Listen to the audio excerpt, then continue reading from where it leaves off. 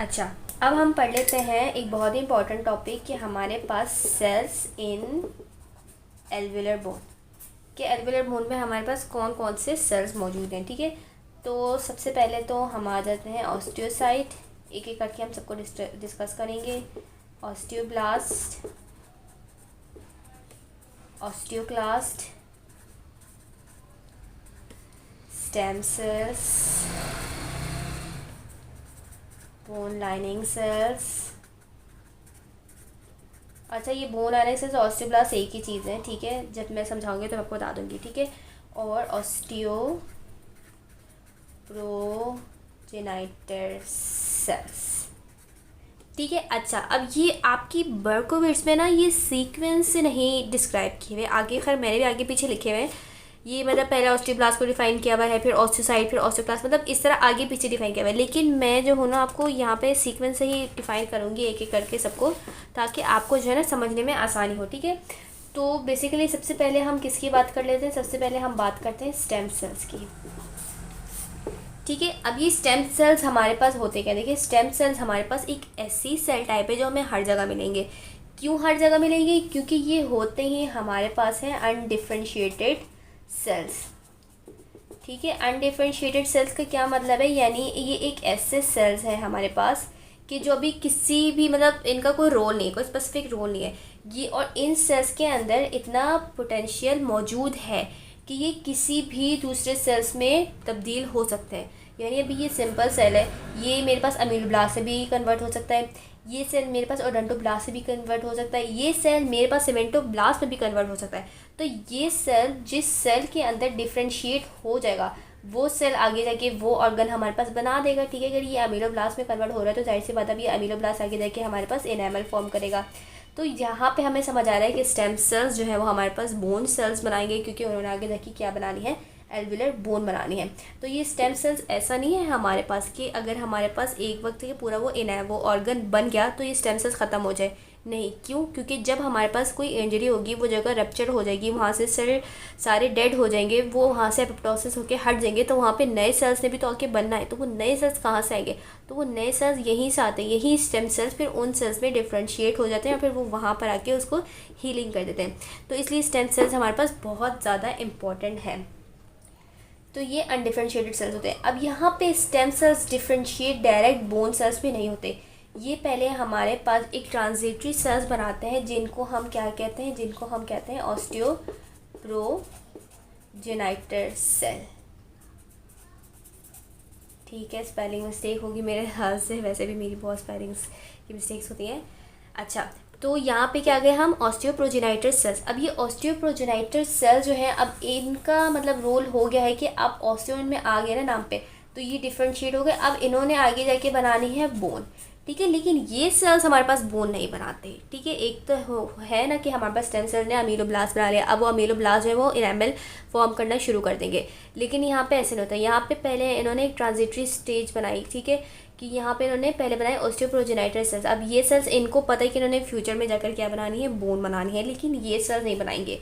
ये सेल्स फिर further differentiate होंगे हमारे पास दूसरे सेल्स में, जिनको हम क्या कहते हैं? जिनको हम कहते हैं ऑस्टियोब्लास्ट। अच्छा, इनमें और भी डिटेल्स हैं, वो मैंने नोट्स पे लिखी हैं, वो नोट्स मैंने अपलोड भी कर दिए, उसकी लिंक मैंने डिस्क्रिप्शन में दे दी है। तो वो जो है वो इतनी समझने वाली बातें नहीं है, वो आप नोट से देख लीजिएगा। सही है, तो ऑस्टियोप्रोजेनाइटर सेल्स जो है वो डिफरेंशिएट हो गए हमारे पास ऑस्टियोब्लास्ट में। तो ये अब ये ऑस्टियोब्लास्ट होते हैं, इनको हम क्या कहते हैं? Bone forming sales. यानी ये सेल्स हमारे पास अब काम शुरू करेंगे और बोन फॉर्म करना शुरू कर देंगे। अब ये क्या करेंगे? बोन फॉर्मेशन स्टार्ट करेंगे। बोन फॉर्मेशन हमारे पास कैसे करते हैं ये सेल्स? ये हमारे पास जो है सेल्स सबसे पहले, अच्छा एक और बात है, एक्टिव जब होंगे तो ये हमारे पास क्यूबॉइडल शेप के हो जाएंगे। तो वैसे मैं सर्कुलर बना रही हूँ, लेकिन ये क्यूबॉइडल होते हैं। ठीक है, तो ये सेल जो है सबसे पहले आपस में करीब आएंगे और फिर जो है हमारे पास एक मटेरियल सिक्रीट करना शुरू कर देंगे। उस मटेरियल को क्या कहते हैं हम? ऑस्टियोइड। ठीक है, इन ऑस्टियोब्लास्ट ने हमारे पास एक मटेरियल सिक्रीट करना शुरू किया। उस मटेरियल को क्या कह रहे हैं हम? ऑस्टियोइड। ठीक है, अपने ऊपर सिक्रीट करेंगे। ठीक है। अब ये ऑस्टियोइड का ये हमारे पास अनमिनरलाइज्ड होता है। ठीक है, अनमिनरलाइज्ड होता है मैट्रिक्स, एक ऐसा मैट्रिक्स हम जिसमें कोई मिनरलाइजेशन नहीं होती, इसमें बहुत सारे मटेरियल्स होते हैं। ठीक है, लेकिन ये एक अनमिनरलाइज मैट्रिक्स होता है, ये सिक्रीट करते हैं। ठीक है, अब जब ये अनमिनरलाइज मैट्रिक्स सिक्रीट करते हैं ना, उसके बाद क्या होता है, उसके बाद अगला प्रोसेस होता है मिनरलाइजेशन। फिर ये बहुत सारे आयंस जो है इसमें आके डिपॉजिट करवा रहे होते हैं। जब ये आयंस डिपॉजिट मोस्ट प्रोबेबली हमें पता है कैल्शियम में होगा, जब आयंस इसमें आके डिपॉजिट हो रहे होते हैं ना, तो इसमें क्या हो रहे होते हैं, हमारे पास स्ट्रेंथ प्रोवाइड हो रही होती है। तो जब ये जैसे जैसे स्ट्रेंथ होता जाएगा, जैसे जैसे हमारे पास बोन फॉर्मेशन होती रहेगी। ये हम और डिटेल में पढ़ेंगे जब बोन रिमॉडलिंग का टॉपिक पढ़ रहे होंगे। सही है, तो इसमें हमारे पास मिनरलाइजेशन हो जाएगी और बोन फॉर्मेशन हमारे पास होती रहेगी। ठीक है, अब इस ऑस्टियोब्लास्ट के बाद हम आ जाते हैं ऑस्टियोसाइट में। ठीक है, अब ऑस्टियोसाइट क्या होता है, अब देखिए हमारे पास बोन का मैट्रिक्स जो है वो हमारे पास डिपॉजिट होने शुरू हो गया, ये स्ट्रेंथन भी हो गई। ठीक है, और ये है हमारे पास ऑस्टियोब्लास्ट की लेयर। ठीक है, क्योंकि जाहिर सी बात है ये हमारे पास मैट्रिक्स डिपॉजिट करते मिनरलाइजेशन होती रहेगी और बोन डिपॉजिट होती रहेगी। ठीक है, अब क्या हो गया कि फ़र्ज़ करें इन ऑस्टियोब्लास्ट ने हमारे पास बहुत सारी बोन जो है वो फॉर्म कर ली। तो अब क्या होगा कि ये वाले जो ऑस्टियोब्लास्ट है ना, अब ये खुद इस मैट्रिक्स के अंदर एम्बेडेड हो जाएंगे। ठीक है, अंदर आ जाएंगे, एम्बेडेड हो जाएंगे। अब जब ये इस मैट्रिक्स के अंदर एम्बेडेड हो जाएंगे ना, ठीक है, तब ये क्या बन जाएंगे, तब ये बन जाएंगे ऑस्टियोसाइट। ठीक है, और अब इन सेल्स ने कोई काम नहीं करना, मतलब अब इनका इतना रोल नहीं है। तो ये जो है हमारे पास क्या कौन से सेल्स बन जाएंगे, ये हमारे पास बन जाएंगे पोस्ट माइटोटिक सेल्स। यानी अब इन्होंने फर्दर डिवाइड नहीं होना, फर्दर कुछ नहीं करना। सही है, बस ऑस्टियोब्लास्ट ने हमारे पास बोन फॉर्म की और हमारे पास मैट्रिक्स सिक्रीट किया, उसकी मिनरलाइजेशन की। अब ये उसी मैट्रिक्स के अंदर जाके एम्बेडेड हो गए और उन्होंने क्या बना लिया, ऑस्टियोसाइट बना लिए।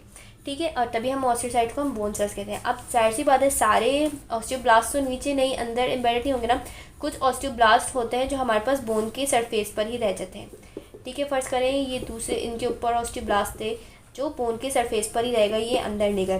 तो जो हमारे पास बोन के सरफेस पर ही रह जाते हैं ना, उनको हम कौन से सेल्स कहते हैं, उनको हम कहते हैं बोन लाइनिंग सेल्स। ठीक है, तो यहाँ तक हमें बात समझ आ गई कि हमारे पास स्टेम सेल्स, ऑस्टियोप्रोजेनेटर सेल्स, फिर ऑस्टियोब्लास्ट बनता है।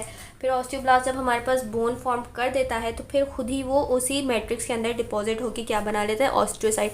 और सारे ऑस्टियोब्लास्ट जो है वो एम्बेडेड नहीं होते, कुछ जो है वो बोन के सरफेस पर रह जाते हैं, तो वो हमारे पास क्या बना लेते हैं, बोन लाइनिंग सेल्स बना लेते हैं। ठीक है, यहाँ तक हमारे पास हो गया तकरीबन एक सारी तरतीब। अब ठीक है, अब हम बात कर लेते हैं ऑस्टियोक्लास्ट की। ठीक है, ऑस्टियोक्लास्ट जो है ना वो एक बहुत ही अलग टाइप है, वो बाकी सेल्स की तरह नहीं, जैसे वो हमने एक सीरीज़ में पढ़े थे ना, तो ये उसकी तरह नहीं है। ठीक है, तो ऑस्टियोक्लास्ट का मेन काम क्या होता है कि वो हमारे पास बोन रिजॉर्प्शन करवाता है। ठीक है, जैसे अगर कहीं से बोन फ्रैक्चर हो गई वहाँ से या सेल्स हटने की ज़रूरत है, तो ये वहाँ पर जाएगा ऑस्टियोक्लास्ट और वहाँ पे जाके बोन सेल्स जो है वो उनको इंगल्फ करना शुरू कर देगा, इनको रिजॉर्व करना शुरू कर देगा।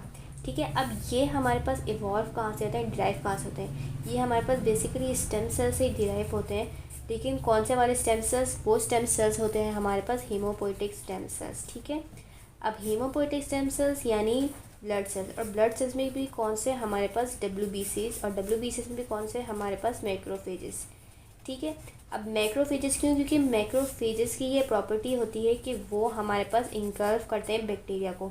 इसी वजह से हमारे पास ऑस्टियोक्लास्ट में भी ये सलाहियत, ये प्रॉपर्टी आ जाती है कि वो हमारे पास बोन को रिजॉर्व कर लेते हैं, बोन को इंगल्फ कर लेते हैं, वहाँ से उस सेल्स को इंगल्फ कर लेते हैं। ठीक है, अब ये एक सेल से नहीं बनता, ये 2-3 हमारे पास सेल्स जो होते हैं वो आपस में उनका कलेक्शन होता है। ठीक है, और फिर वो हमारे पास क्या फॉर्म करते हैं, वो हमारे पास फॉर्म करते हैं ऑस्टियोक्लास्ट। तभी हम ऑस्टियोक्लास्ट को कहते हैं कि ये हमारे पास मल्टी न्यूक्लिएटेड सेल्स हैं। ठीक है, ऑस्टियोक्लास्ट की बहुत अच्छी पिक्चर्स है वो आपकी बर्कोवेट्स में रखी है, वो हम उसको वहाँ से भी डिस्कस करेंगे जब हम मैं आपको साइड डायग्राम्स बुक से बताऊंगी। ठीक है, अब तक के लिए एल्वेलर बोन में इतना ही, अगले टॉपिक में हम आपसे नेक्स्ट वीडियो में मिलेंगे, तब तक के लिए अल्लाह हाफिज़।